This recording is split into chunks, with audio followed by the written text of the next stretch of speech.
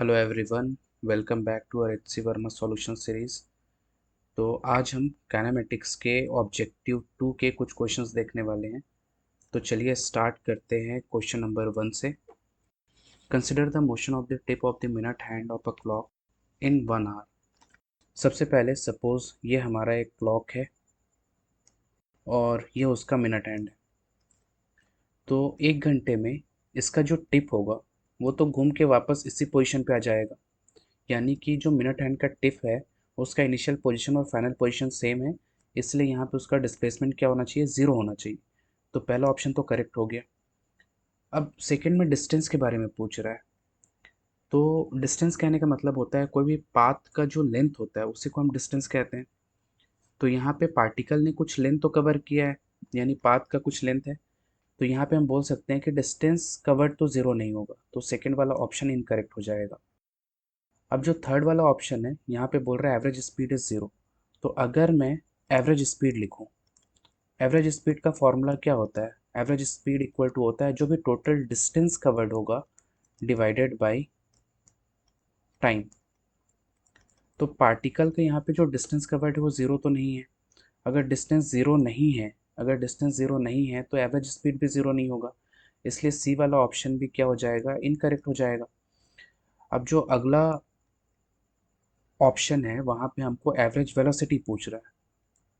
तो अगर मैं एवरेज वेलोसिटी लिखूं तो इसका फॉर्मूला होता है जो भी नेट डिस्प्लेसमेंट होगा, डिस्प्लेसमेंट डिवाइडेड बाय टाइम। यहाँ पे हमने पहले ही देखा कि यहाँ पे जो डिस्प्लेसमेंट होगा, जो मिनट हैंड का टिप है उसका, वो ज़ीरो होगा। तो अगर डिस्प्लेसमेंट ज़ीरो है तो एवरेज वेलोसिटी भी ज़ीरो आना चाहिए, इसलिए ऑप्शन डी करेक्ट होगा। Question number 2। A particle moves along the x axis. और पार्टिकल का जो मोशन है उसका एक इक्वेशन हमको गिवन है। X equal to u t-2 second plus a t-2 का स्क्वायर। अब अगर हम ऑप्शंस को ध्यान से देखें तो यहाँ पे वेलोसिटी और एक्सेलरेशन का बात बोला जा रहा है। तो सबसे पहले अगर मैं x को डिफरेंशिएट करूँ तो यहाँ से मैं वेलोसिटी निकाल सकता हूँ। यहाँ पे u और a कांस्टेंट है, तो u कांस्टेंट है तो u को बाहर लिख लेते हैं। t-2 का डिफरेंशिएशन आ जाएगा 1, और यहाँ पे a t-2 के स्क्वायर का डिफरेंशिएशन आ जाएगा 2t-2। ये यहाँ पे हमको चैन रूल अप्लाई करना पड़ रहा है। इसको थोड़ा और सिंप्लीफाई करूँ तो v इक्वल टू आ जाएगा u प्लस 2a t-2। इसको हम इसको हम इक्वेशन नंबर 1 बोल देते हैं, इसको इक्वेशन 2 बोल देते हैं। और वेलोसिटी को अगर मैं फिर से डिफरेंशिएट करूँ तो यहाँ पे एक्सेलरेशन आ जाएगा। ये वाला टर्म कांस्टेंट है तो ज़ीरो हो जाएगा, और ये आ जाएगा 2a t-2 का डिफरेंशिएशन 1। तो इसलिए एक्सेलरेशन जो है वो कितना आ जाएगा, 2a आ जाएगा। इसको हम इक्वेशन नंबर 3 बोल देते हैं। अब ऑप्शंस को ध्यान से देखते हैं। पहले ऑप्शन में बोल रहा है the initial velocity of particle is u। अब जो हमारा वेलोसिटी वाला इक्वेशन आया था, यानी कि ये वाला इक्वेशन, इसमें हम t का वैल्यू ज़ीरो पुट करेंगे। तो t equal to zero put करने पे जो लेफ्ट हैंड साइड होगा वो तो इनिशियल वेलोसिटी u के बराबर आ जाएगा t इक्वल टू ज़ीरो पे। और जो राइट हैंड साइड होगा, राइट हैंड साइड, यहाँ पे आ जाएगा u प्लस 2a 2-2, सॉरी ज़ीरो-2, क्योंकि यहाँ पे इनिशियल वेलोसिटी पूछा है तो t का वैल्यू ज़ीरो पुट करेंगे। तो इसे सॉल्व करने पे ये u के बराबर तो नहीं आ रहा है। तो यहाँ से हम बोल सकते हैं कि जो LHS है वो RHS के इक्वल नहीं होगा, इसलिए पहला वाला ऑप्शन इनकरेक्ट होगा। अब जो अगला ऑप्शन है वो चेक करते हैं। Acceleration of particle is a बोला है, जबकि यहाँ से हमें देखने से समझ में आ रहा है कि एक्सेलरेशन ऑफ पार्टिकल तो 2a आ रहा है। तो सेकेंड वाला ऑप्शन भी इनकरेक्ट हो जाएगा। थर्ड वाले ऑप्शन में बोल रहा है acceleration of particle is 2a, ये वाला ऑप्शन करेक्ट होगा। अब जो डी वाला ऑप्शन है उसको भी चेक कर लेते हैं। At t equal to 2 particle is at origin. तो हम पहले इक्वेशन में पुट करके देख लेते हैं कि वो ज़ीरो आ रहा है कि नहीं आ रहा है। तो अगर मैं x equal to u t-2 plus a t-2 के स्क्वायर में पुट करूं तो ये आ जाएगा u 2-2 प्लस a 2-2 का स्क्वायर। यानी कि ये वाला टर्म भी ज़ीरो आ गया और ये वाला टर्म भी ज़ीरो आ गया। तो उसका जो पोजीशन है x इक्वल टू ज़ीरो आ रहा है। तो फिर ये वाला ऑप्शन भी करेक्ट है क्योंकि पार्टिकल इसके हिसाब से ओरिजिन से स्टार्ट कर रहा है। Question number 3, average speed of a particle in a given time is never less than magnitude of the average velocity. Average speed of particle in a given time is never less than the magnitude of average velocity. सबसे पहले हमको ये पता होना चाहिए कि जो distance होता है, distance is always greater than equal to displacement. तो अगर मैं डिस्टेंस को डिवाइड करूं टाइम से, सिमिलरली डिस्प्लेसमेंट को डिवाइड करूं टाइम से, तो ये हमारा आ जाता है एवरेज स्पीड और ये आ जाता है एवरेज वेलोसिटी। यानी कि जो एवरेज स्पीड होगा हमेशा एवरेज वेलोसिटी से या तो बड़ा होगा या तो उसके बराबर होगा, उससे छोटा नहीं हो सकता। तो इसलिए ये पहला वाला ऑप्शन तो हमारा करेक्ट हो जाएगा। अब सेकंड ऑप्शन में बोल रहे हैं it is possible to have a situation in which, देखिए यहाँ पे जो dv बाई dt का मैग्नीट्यूड लिखा हुआ है, मॉड मतलब मैग्नीट्यूड, तो जो dv बाई dt होता है ये तो एक्सेलरेशन होता है, यानी कि ये है एक्सेलरेशन का मैग्नीट्यूड। तो क्वेश्चन के अकॉर्डिंग पूछ रहा है कि ऐसा सिचुएशन पॉसिबल है क्या कि जहाँ पे एक्सेलरेशन ज़ीरो ना हो, एक्सेलरेशन ज़ीरो ना हो, but rate of change of velocity, velocity नहीं, वेलोसिटी का मैग्नीट्यूड यानी कि speed, rate of change of speed zero. तो यस, ऐसा सिचुएशन तो पॉसिबल है। अगर मैं एक यूनिफॉर्म सर्कुलर मोशन का बात करूँ तो वहाँ पे मान लेते हैं कि एक पार्टिकल है वो एक कांस्टेंट स्पीड से घूम रहा है, फॉर एग्जांपल 5 मीटर पर सेकंड से। तो उसका स्पीड तो कांस्टेंट है, यानी कि वेलोसिटी का मैग्नीट्यूड कांस्टेंट है। अगर वेलोसिटी का मैग्नीट्यूड कांस्टेंट है तो rate of change of magnitude of velocity zero आ जाएगा, ठीक है। लेकिन पार्टिकल का डायरेक्शन कंटिन्यूसली चेंज हो रहा है और डायरेक्शन के चेंज होने की वजह से वेलोसिटी चेंज होगा और वेलोसिटी के चेंज होने की वजह से वहाँ पे एक्सेलरेशन होगा। तो यस, ऐसा एक एग्जांपल पॉसिबल नज़र आ रहा है जो कि है यूनिफॉर्म सर्कुलर मोशन। तो यहाँ बी वाला ऑप्शन भी करेक्ट होना चाहिए। सी वाले ऑप्शन में देखते हैं, the average velocity of a particle is zero in a time interval. It is possible that instantaneous velocity is never zero in the interval. तो सी वाले ऑप्शन का सबसे अच्छा एग्जाम्पल है, अभी थोड़ी देर पहले हमने देखा था जो एग्जाम्पल या फिर क्वेश्चन नंबर 1 था जहाँ पे एक मिनट हैंड था और ये 1 घंटे में एक चक्कर कंप्लीट कर रहा था। तो यहाँ पे हम बोल सकते हैं कि यहाँ पे पार्टिकल का जो एवरेज वेलोसिटी है वो ज़ीरो आ रहा था, बट कहीं पे भी इसका इंस्टेंटेनियस वेलोसिटी तो ज़ीरो नहीं था। तो ये वाला ऑप्शन भी करेक्ट हो जाएगा। डी वाला ऑप्शन देखते हैं, the average velocity of a particle moving on a straight line is zero in a time interval. It is possible that the instantaneous velocity is never zero in the interval। अब यहाँ पे ध्यान रखने वाली बात है स्ट्रेट लाइन। तो जो पार्टिकल है, पार्टिकल अगर स्ट्रेट लाइन में मूव कर रहा है और उसका एवरेज वेलोसिटी भी जीरो है, मतलब पार्टिकल घूम फिर के वापस उसके इनिशियल पोजीशन पे आया होगा। और अगर पार्टिकल पार्टिकल कहीं पे भी टर्न कर रहा है, अगर टर्न कर रहा है तो वहाँ पे उसका वेलोसिटी तो ज़ीरो होना चाहिए। मतलब यहाँ पे instantaneous velocity is never zero बोला है, ये गलत हो जाएगा। तो इसलिए ऑप्शन डी इनकरेक्ट होगा। Question number 4, an object may have option A varying speed without having varying velocity, option B varying velocity without having varying speed, option C non-zero acceleration without having varying velocity, option D non-zero acceleration without having varying speed। तो यहाँ पे हम एक example समझते हैं। जैसे अभी थोड़ी देर पहले जो मैं एग्जांपल ले रहा था, एक यूनिफॉर्म सर्कुलर मोशन हो रहा है और मान लेते हैं कि यहाँ पे एक पार्टिकल है वो 5 मीटर पर सेकेंड के स्पीड से, कांस्टेंट स्पीड से वो चक्कर लगा रहा है। तो अगर उसका स्पीड कांस्टेंट है बट फिर भी यहाँ पे उसका डायरेक्शन चेंज होने की वजह से वेलोसिटी तो कंटिन्यूसली चेंज हो रहा होगा। मतलब हम बोल सकते हैं कि पार्टिकल का वेलोसिटी चेंज हो सकता है विदाउट चेंजिंग इट्स स्पीड। तो यहाँ पे ऑप्शन बी करेक्ट होना चाहिए। सिमिलरली अगर उसका वेलोसिटी चेंज हो रहा है तो वहाँ पे कुछ ना कुछ एक्सेलरेशन होगा, मतलब नॉन जीरो एक्सेलरेशन होगा। तो ये भी पॉसिबल है कि non zero acceleration without varying speed. तो डी वाला ऑप्शन भी करेक्ट हो जाएगा। और जो ऑप्शन ए है जहाँ पे बोल रहा है कि varying speed without having varying velocity, अगर स्पीड चेंज हो रहा है तब तो वेलोसिटी तो चेंज होना ही चाहिए, तो ये वाला ऑप्शन इनकरेक्ट होगा। और जो सी वाला ऑप्शन है यहाँ बोल रहा है non zero acceleration without having varying velocity, अगर वेलोसिटी चेंज नहीं होगा तो एक्सेलरेशन कहाँ से आएगा, तो ये वाला भी इनकरेक्ट हो जाएगा। Question number 5, mark the statement. इसमें जो करेक्ट स्टेटमेंट है हमको उसे मार्क करना है। For a particle going on a straight line. पहला ऑप्शन देखते हैं, if the velocity and acceleration have opposite sign the object is slowing down. Suppose मान लेते हैं कि पार्टिकल का वेलोसिटी इधर की तरफ है, एक्सेलरेशन इधर की तरफ। तो हमें पता है ऐसे केसेस में जब भी दोनों अपोजिट डायरेक्शन में होते हैं पार्टिकल का जो स्पीड है वो कम होता है या फिर वेलोसिटी कम होता है। तो हम यहाँ पे बोल सकते हैं कि पार्टिकल तो धीरे धीरे अपना स्पीड लूज ही करेगा, तो ये स्लो डाउन हो जाएगा, तो ये वाला ऑप्शन करेक्ट होगा।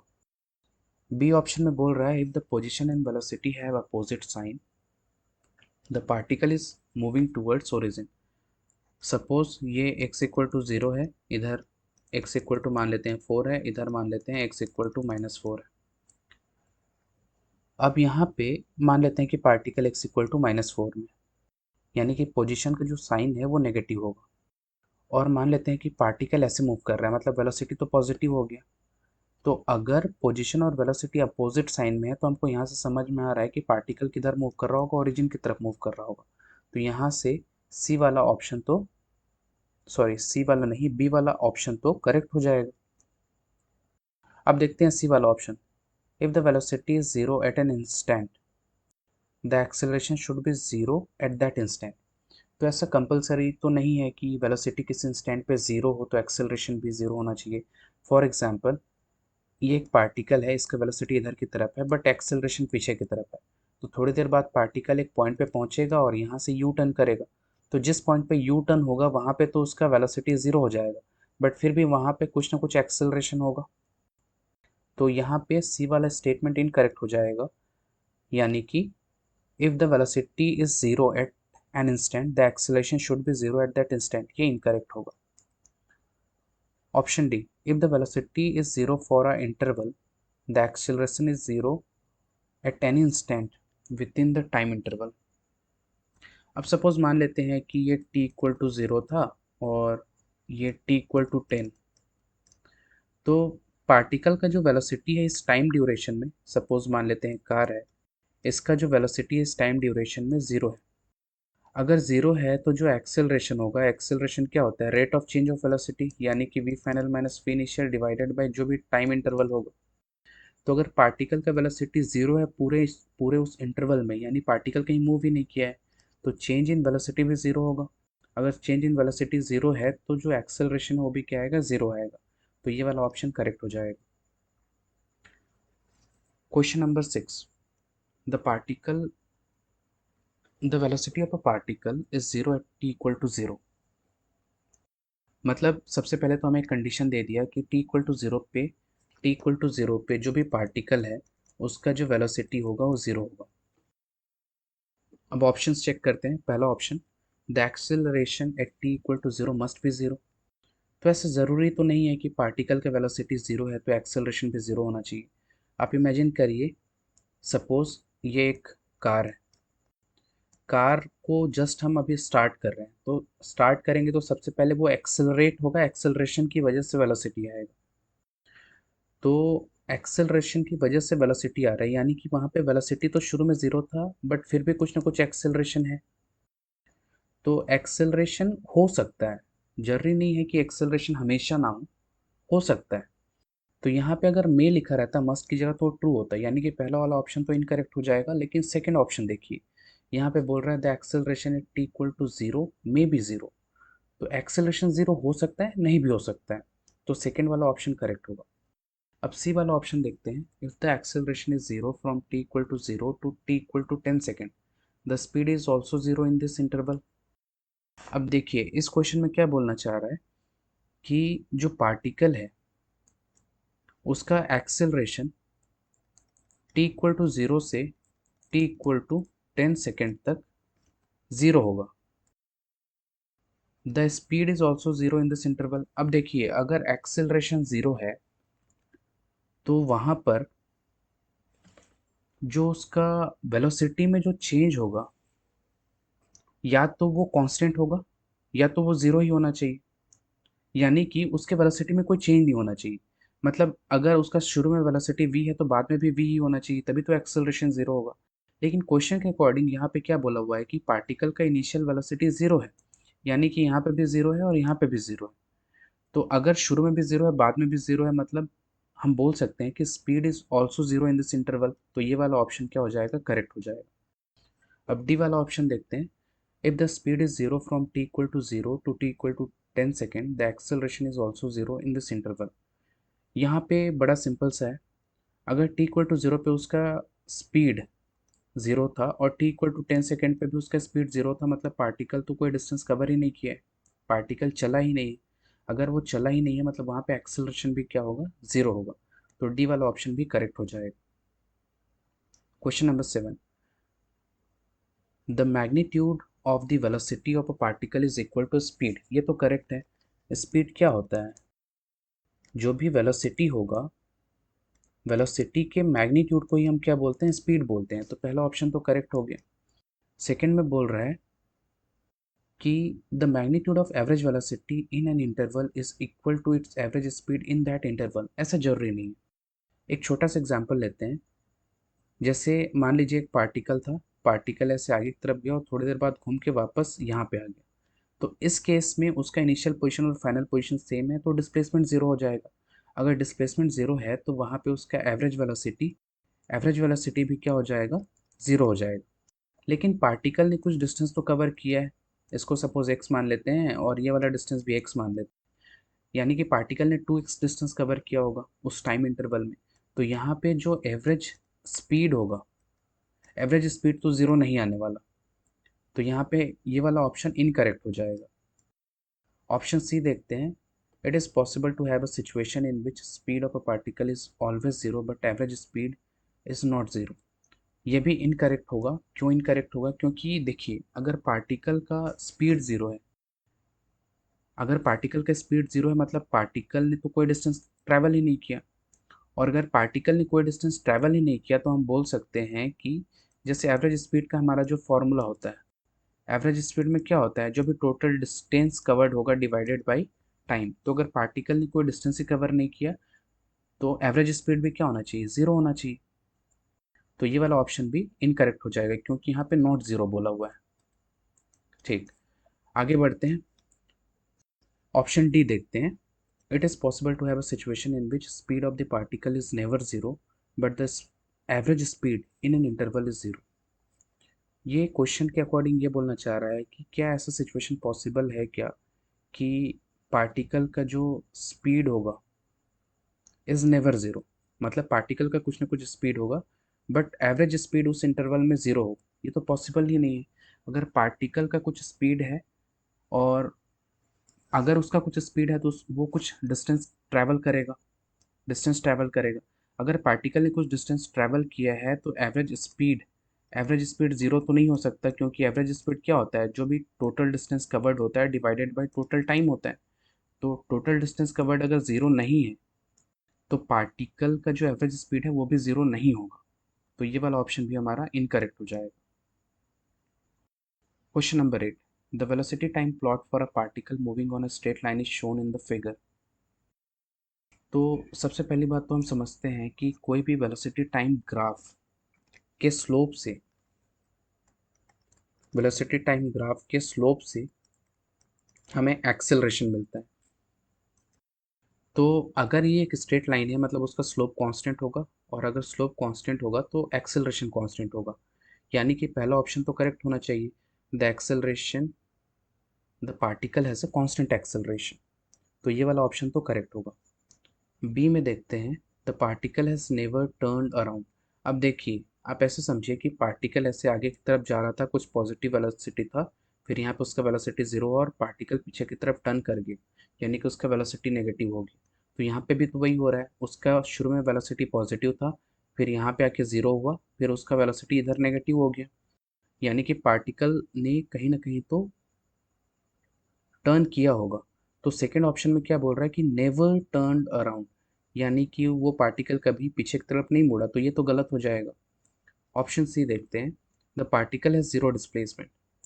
अब देखिए, ऐसे एग्जाम्पल्स में हम कैसे समझते हैं, जैसे हमारे पास ये वीटी वाला ग्राफ है, वीटी वाला ग्राफ है, तो ऊपर वाले एरिया को सपोज मैं ए1 बोल देता हूँ, नीचे वाला ये जो एरिया होगा इसको मैं ए2 बोल देता हूँ। तो एक्स यानी कि जो टाइम वाला जो एक्सिस है उससे ऊपर वाला जो होगा उसको हम पॉजिटिव लेंगे, यानी कि ए1 यहाँ पे पॉजिटिव होगा, और नीचे वाला जो एरिया होगा उसको नेगेटिव लेंगे। तो अगर दोनों एरिया इक्वल आते तो वो दोनों एक दूसरे को कैंसिल आउट कर देते और वहाँ पे डिस्प्लेसमेंट क्या हो जाता, ज़ीरो हो जाता। अब मैं ऐसे इसलिए बोल रहा हूँ क्योंकि यहाँ पे जो वेलोसिटी टाइम ग्राफ होता है उसका एरिया से हमको डिस्प्लेसमेंट मिलता है। तो यहाँ पे ऐसे देख के नहीं लग रहा है कि ये वाला एरिया और ये कंप्लीट ये वाला एरिया इक्वल होगा, इसलिए यहाँ पे डिस्प्लेसमेंट तो ज़ीरो नहीं होगा। तो सी वाला ऑप्शन क्या होना चाहिए, इनकरेक्ट होना चाहिए। डी वाले ऑप्शन में बोल रहा है the average speed in the interval 0 to 10 second is the same as average speed in the interval 10 to 20 second.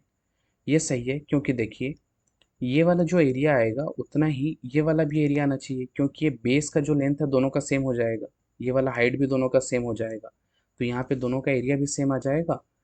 इसलिए हम बोल सकते हैं कि एवरेज स्पीड जो 0 से 10 सेकेंड में होगा वही एवरेज स्पीड होगा 10 से 20 सेकेंड में।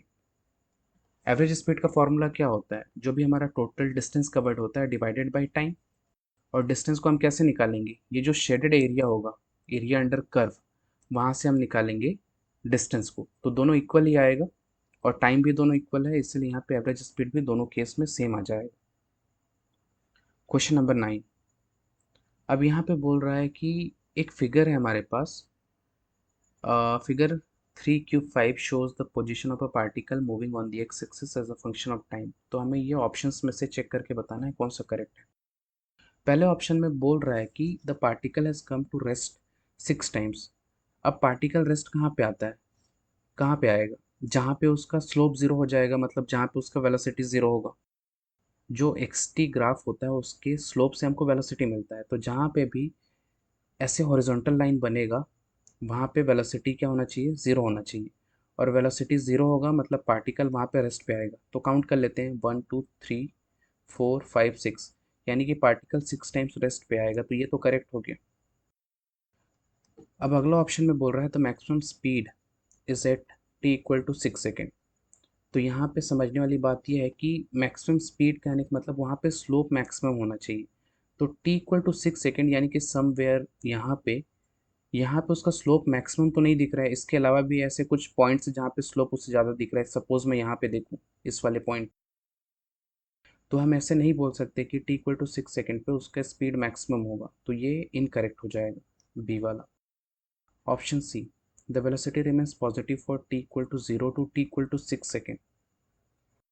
ऐसा नहीं है, क्योंकि देखिए शुरू में पार्टिकल का वेलोसिटी ऐसा था, फिर ऐसा है, फिर ऐसा है, फिर ऐसे हो रहा है, फिर ऐसे हो रहा है, मतलब उसका जो स्लोप है, जैसे स्लोप निकालेंगे तो tan थीटा करके निकालेंगे, तो जो स्लोप है वो पॉजिटिव है किसी पॉइंट पे, किसी पॉइंट पे नेगेटिव है। तो हम बोल सकते हैं कि पार्टिकल का वेलोसिटी कभी पॉजिटिव रहा है, कभी ज़ीरो रहा है, कभी नेगेटिव रहा है।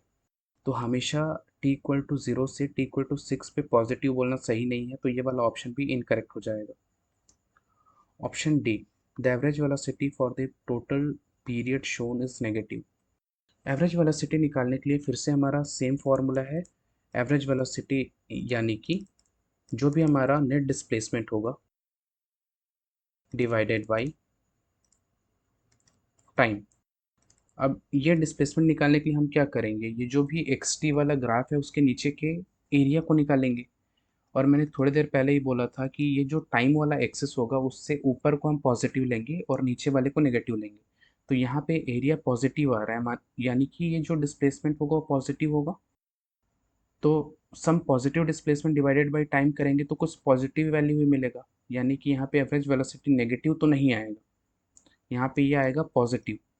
तो ये डी वाला ऑप्शन भी हम बोल सकते हैं कि इनकरेक्ट होगा। क्वेश्चन नंबर 10 और आज के लिए आखिरी क्वेश्चन है। The acceleration of a particle is seen from two frames S1 and S2 have equal magnitude 4 metre per second square. तो इनमें से कौन सा ऑप्शन करेक्ट होगा ये बताना है। तो बेसिकली ये रिलेटिव मोशन का कॉन्सेप्ट यूज़ करके ही सॉल्व होगा। सबसे पहले हम मान लेते हैं कि जो पार्टिकल है पार्टिकल, उसका S1 वाले फ्रेम के रेस्पेक्ट में जो एक्सेलरेशन होगा उसे मैं ऐसे लिख लेता हूँ। और इसको मैं ऐसे लिख सकता हूँ क्या, acceleration of particle with respect to frame S1 equal to acceleration of particle minus acceleration of frame S1।